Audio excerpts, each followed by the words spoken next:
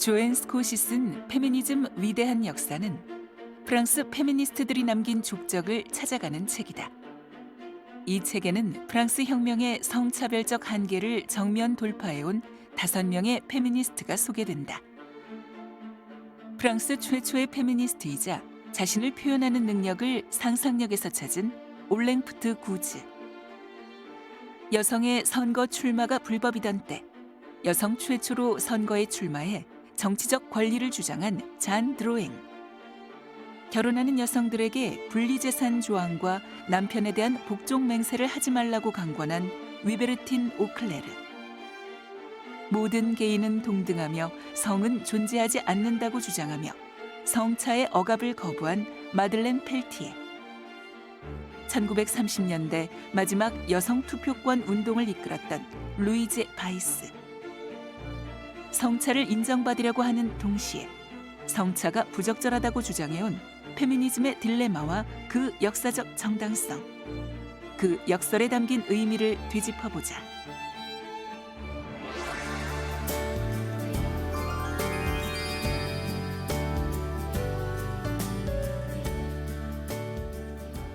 너무나 유명한 프랑스 혁명이 1789년에 일어났을 때 그 모토가 자유, 평등, 박애였습니다.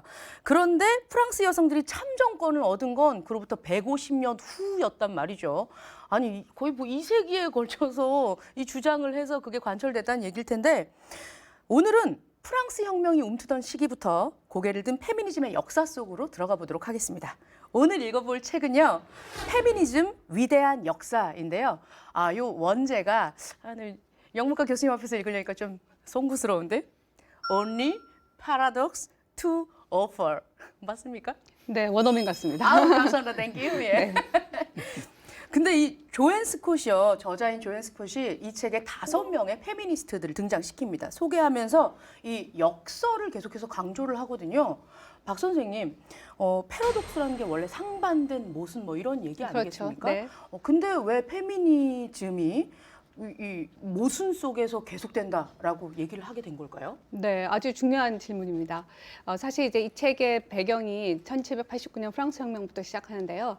프랑스 혁명은 이제 다 아시다시피 계몽주의에서 시작된 혁명입니다. 근데 계몽주의에서 시작된 프랑스 혁명의 기본 모토가 자유평등 박애지만 그 자유평등 박애가 그냥 일반적인 모든 인간의 자유평등 박애였어요. 그러나 실제로 이 자유평등 박애에서 여성들이 배제돼 있었다는 게 문제인 거죠. 그래서 이제 일부 여성들이 오늘 이제 우리가 다룰 여성들이 이 자유평등 박애가 정말 모든 인간에 대해서 해당되는 거라면 왜 여성이 여기서 배제되어 있느냐라는 걸 문제 제기한 겁니다. 근데 여기서 이제 알 수 있는 것이 페미니즘의 중요한 두 갈래가 사실 시작되는데요. 하나는 우리가 남성들보다 못지않다. 남성들과 우리는 차이가 없다. 따라서 우리도 남성과 같은 똑같은 인간 대우를 해달라라는 걸 주장하는 페미니즘 계열이 있고요. 그다음에 반대로 우리는 여성이기 때문에 이렇게 그동안 차별받았다. 그래서 또 나가서 우리의 여성성은 이렇게 중요하다. 뭐 예를 들면 아기를 낳는다던가 이런 거죠. 그리고 우리의 이런 여성성이 실제로 어떤 대안이 될 수 있다를 여성성을 강조하는 페미니즘 계열이 있습니다. 그래서 이 두 가지 계열이 서로 왔다 갔다 하면서 이제 페미니즘이 발전하게 되는데요. 그 처음 시작이 여성도 남성 못지않게 똑같다. 우리는 동등하다, 차이가 없다라는 걸 강조하는 자유주의 페미니즘의 시작이고 이 시작이 바로 프랑스 혁명과 함께 시작됩니다. 예를 들면 이제 1792년에 영국의 이제 최초의 페미니스트 책이라고 알려져 있는 메리 우스턴 크래프트라고 해서 프랑켄슈타인을 쓴 메리 셸리의 엄마예요. 근데 이 여성이 아주 레디컬한 페미니스트, 당시로서 굉장히 레디컬 페미니스트여서 여성 권리의 옹호라는 책을 씁니다. 그래서 그 여성 권리의 옹호에서 강조하는 얘기가 지금으로 보면 하나도 레디컬하지 않아요. 근데 뭐라고 얘기하냐면 우리도 남자들처럼 이성적인 사고를 할 수 있다. 우리도 논리학 잘한다, 수학 잘한다, 과학도 할 수 있다. 그러니까 우리에게도 똑같이 참정권도 주고 교육도 할 수 있는 평등한 기회를 달라 이렇게 얘기합니다. 그런데 이 책이 당시 얼마나 남성들 사이에서 조롱을 받았냐면요. 이 책이 나오자마자 당시에 다른 한 남성 지식인이 영국 사회에 동물의 권리 선언이라는 책을 냈어요. 뭐 여성이 권리 선언을 하면 동물도 할 수 있다 이런 수준으로 이걸 폄하한 그런 책을 펴낼 정도로 당시로서는 굉장히 레디컬했지만 그러나 지금으로 보자면 여성이 남성 과 같다는 점을 강조했다는 것 때문에 어떻게 보면 한계가 있다 이렇게 얘기할 수 있는 부분이 있는 거죠.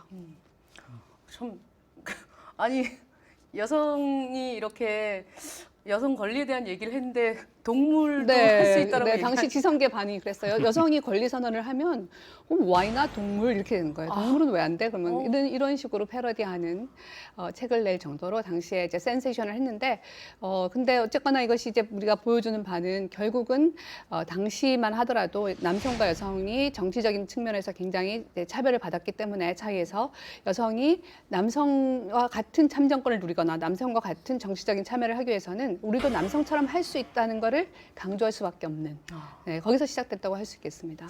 오늘 책 얘기가 프랑스의 얘기이기 때문에 진태호 선생님 좀 물어뜯어야 될 것 같아요. 네. 아니 왜 우리 빼신 거예요?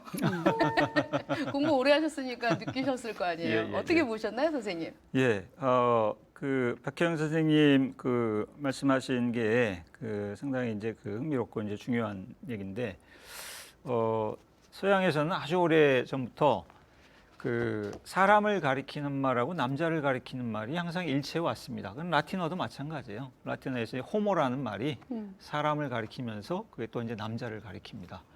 그러니까 아주 오래 전부터 사람 이퀄 남자.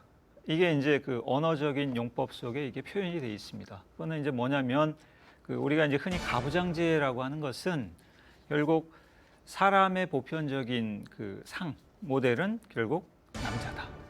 그러니까 사람 이퀄 남자다. 그러면은 여자는 어떻게 되겠어요?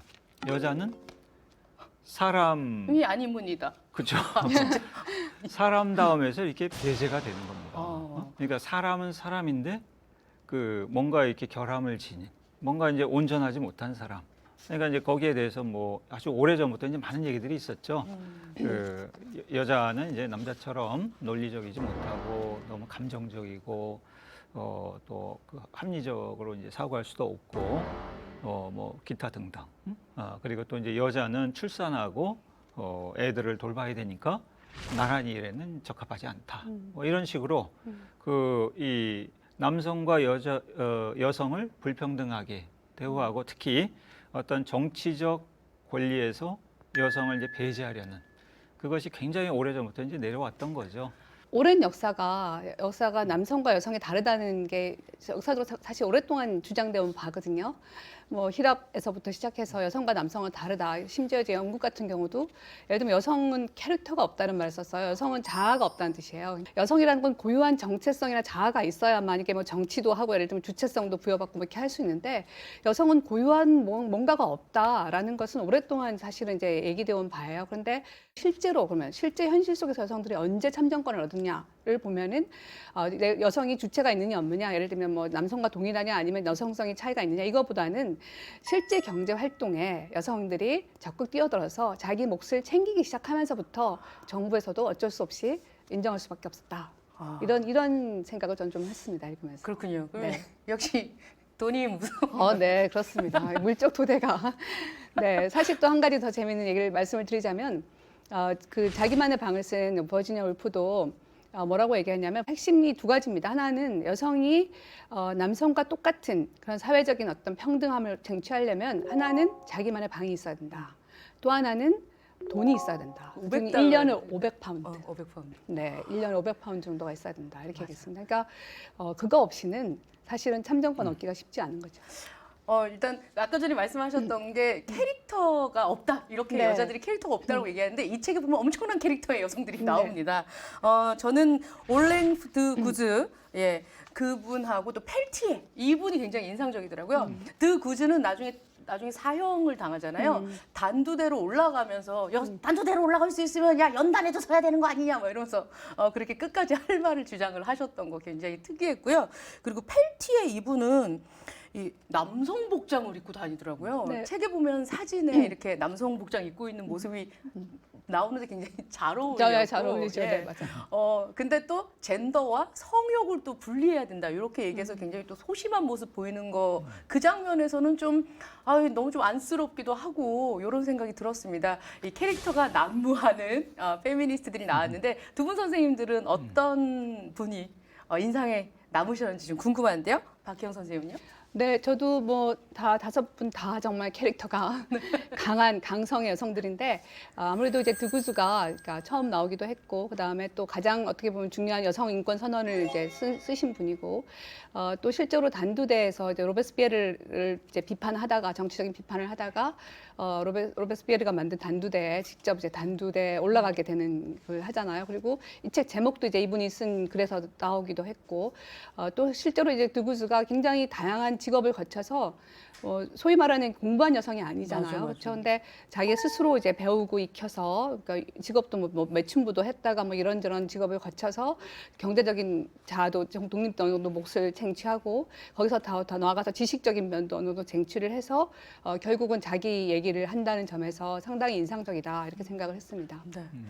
예, 그 아마도 이제 드구스가 아주 선구적인 그 인물인데, 저 같은 경우는 그 1848년 이 프랑스 이제 2월 혁명 당시에 이제 활동했던 이 잔 드루앙이라는 이 여성도 상당히 좀 인상적이었습니다. 그러니까 이 1789년 이제 프랑스 혁명 이후에 1848년에 이제 또 새로운 그 혁명이 일어나는데 1848년 혁명은 조금 달랐어요.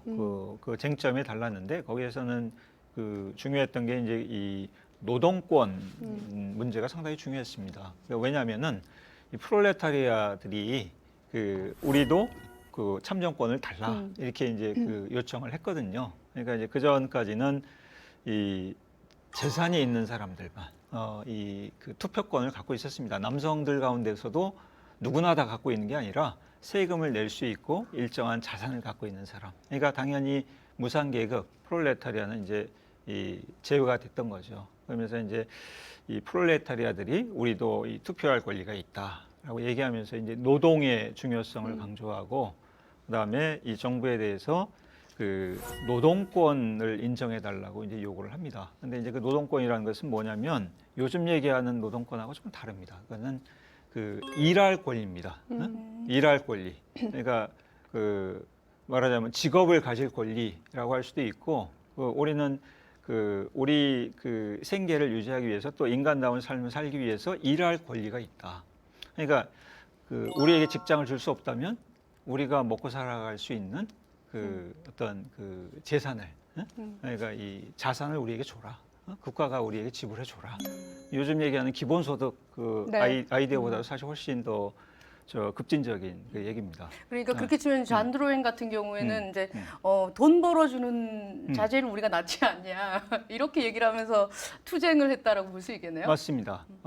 그러니까 이 노동권하고 그 여성의 이제 문제가 이제 그 얽히는 건데 이 잔 드로잉에게서 이제 좀 아주 흥미롭고 그 대담하다고 이제 느끼는 점은 뭐냐면 그 1789년하고 똑같았습니다. 이 1848년에도 여성을 투표권에서 배제했던 논리는 여성은 아이를 낳고 아이를 기르는 게 제일 중요한 그 임무인데 왜 여성이 그 정치를 하려고 하냐라고 이제 그 배제를 하죠. 그러니까 이 잔 드로잉이 하는 얘기가 그 논리를 그대로 받아들여서 그래 이 아이를 낳고 기르는 일은 굉장히 중요해. 이 아이를 낳고 기르는 일은 그 남성들이 하는 노동 못지않게 굉장히 중요한 노동이야. 그러니까 여성은 어머니는 동시에 노동자야. 이 사회를 위해서 굉장히 가치 있는 노동을 하는 사람이야. 근데 왜 남자들에게만 투표권을 주고 왜 우리에게는 투표권을 안 줘? 그러니까 가부장제의 논리를 그대로 받아들인 척하면서 그거를 이제 뒤집어서 그거를 이제 여성의 어떤 우월함 또 여성이 투표권을 가질 수 있는 그 권리를 주장하기 위한 이제 논거로 삼았던 겁니다. 그러니까 참 대담하면서 좀 그 흥미로운 인물이었죠. 근데 이제 장 드로잉 같은 경우는 남성의 논리를 가지고 남성이 너희들은 이제 아이를 낳고 키워야 되니까 이 정치 같은 거는 이렇게 관여하지 말아라 한 그 논리를 정확하게 되받아서 바로 이것이야말로 우리가 국가와 사회에 굉장히 이바지하고 있는 여성의 가장 중요한 임무 아니냐. 그러면 그런 중요한 일을 하는데 왜 사회 구성원이 우리에게 참정권을 안 준단 말이냐. 이걸로 이제 사실은 이제 되받아서 전략을 한 건데요. 당시로서는 굉장히 아주 레디컬한 그런 주장이었다고 저는 생각합니다. 아니, 이 진행되는 상황을 보면서 굉장히 화가 났었던 거는 나중에 드골이 그런 얘기를 하잖아요. 네. 이제 여성의 참정권이 굉장히 짧은 한 문장을 간단한 문장을 넣었는데 너무 엄청난 쉽게 줬죠. 네. 근데 더 열받는 거는 그 밑에 이 자료 주변으로 달려있는 주석들이 이 발표를 했을 때 굉장히 좋아 하는 사람도 없었고 왜 그래 하는 사람도 없었다는 거예요. 그러니까 소리 소문 없이 그냥 유야무야 이렇게 하고 넘어갔다는 얘기거든요.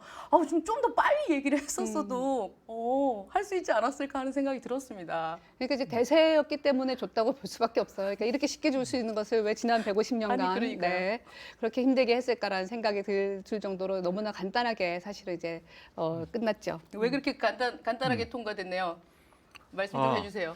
뭐 그 당시에는 그 이제 여성이 그 투표에 참여하느냐 안 하느냐 하는 것은 그렇게 이제 중요한 문제가 사실 이제 아니었습니다. 특히 이제 그 드골 입장에서 보면 사실은 그 당시 프랑스에는 1940년대 프랑스는 공산당의 그 정치적 인기가 굉장히 높았습니다. 그러니까 이 제2당의 역할을 했고, 그러니까 이 드골 입장에서 보면 이게 그 앞으로 그 선거를 하게 되면은 이 공산당이 그 일당의 역할을 할 수도 있다. 그게 이제 그 좌파에게 정권이 넘어갈 수도 있다. 그러니까 이제 드골 입장에서 보면 여성이 남성보다는 그 정치적으로 좀 보수적일 것이다라고 해서 그 상당히 전략적으로 여성에게 이제 투표권을 허용하는 그런 그 어떤 수를 낸 측면도 있습니다. 선생님도 말씀하셨지만 투표권을 줬을 때는 여성들한테 투표권을 줬을 때는 이미 줄 만한 시기가 됐던 겁니다. 그러니까 여러 가지로 여성에게 투표권을 주는 게 그다지 위험하지 않다.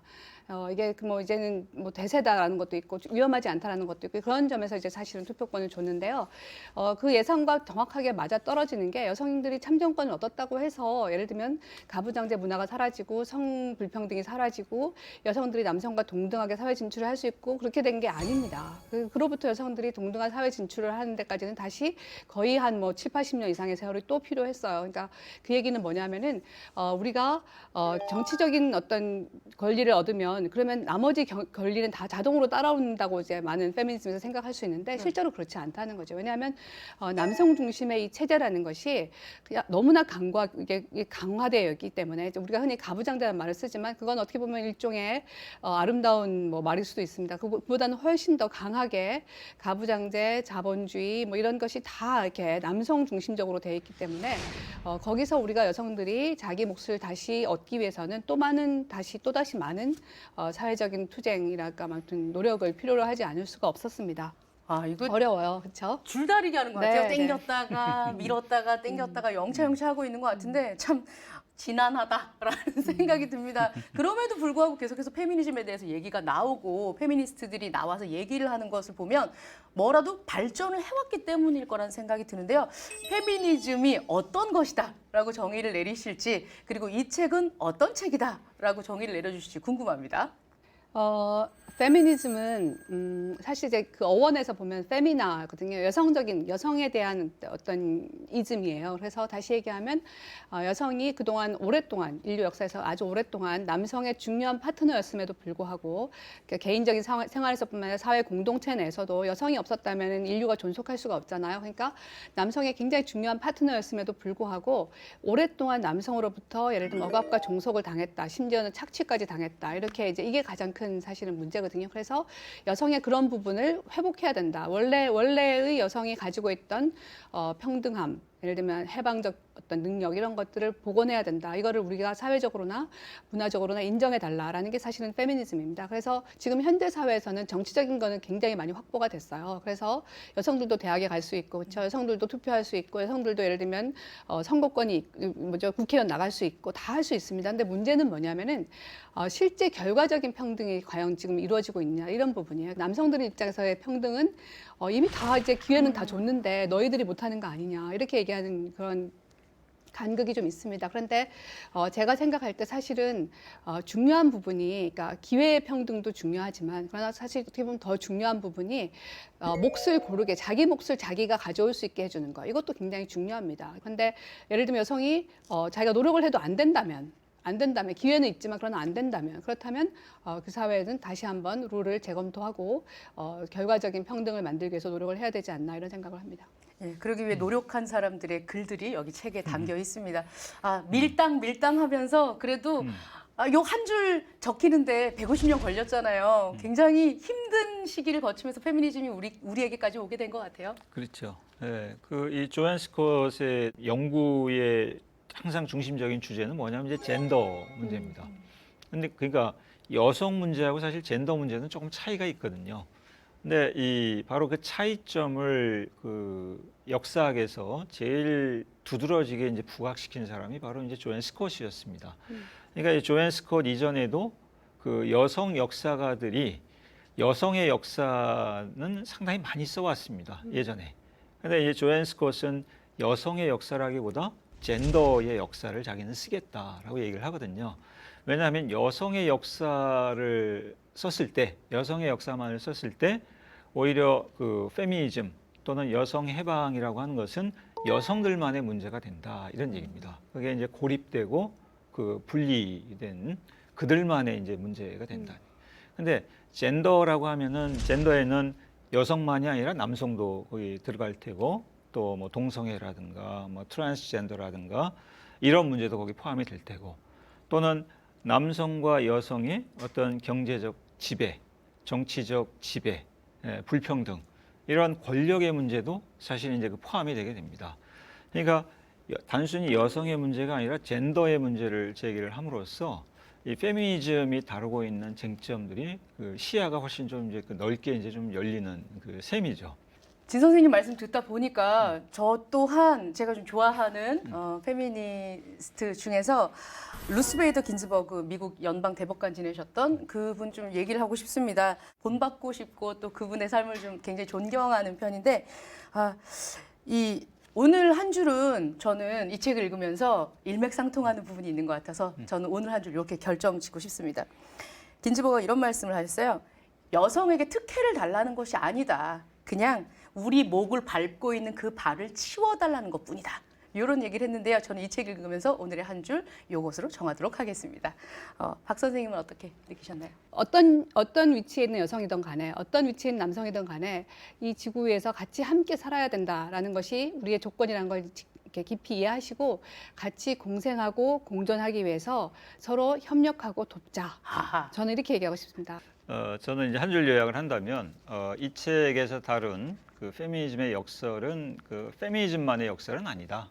그래서 이제 모든 그 해방 운동이 직면하고 있는 역설이다. 이렇게 이제 요약을 하고 싶습니다. 이 책을 보면 페미니즘은 애초에 기울어진 운동장에서부터 출발됐다는 것을 알 수 있습니다. 그리고 오늘도 많은 여성들이 이 기울어진 곳에서 똑바로 서려는 노력을 하고 있고요. 그 기울기 자체를 고쳐잡으려는 노력도 동시에 하고 있다, 애쓰고 있다 하는 걸 느낄 수 있습니다. 페미니즘이니 뭐니 막 떠든다, 야 유난 떨지 마 이렇게 하시는 분들 사실 계시거든요. 예, 불편해하시는 분들이 있다는 것도 알고 있습니다. 이 조앤 스콧이 조곤조곤 풀어놓은 이 책을 보면요, 이 얼마나 힘든 상황에서도 여성들이 지키기 위해서 노력을 해왔나 좀 짠한 느낌도 있고요.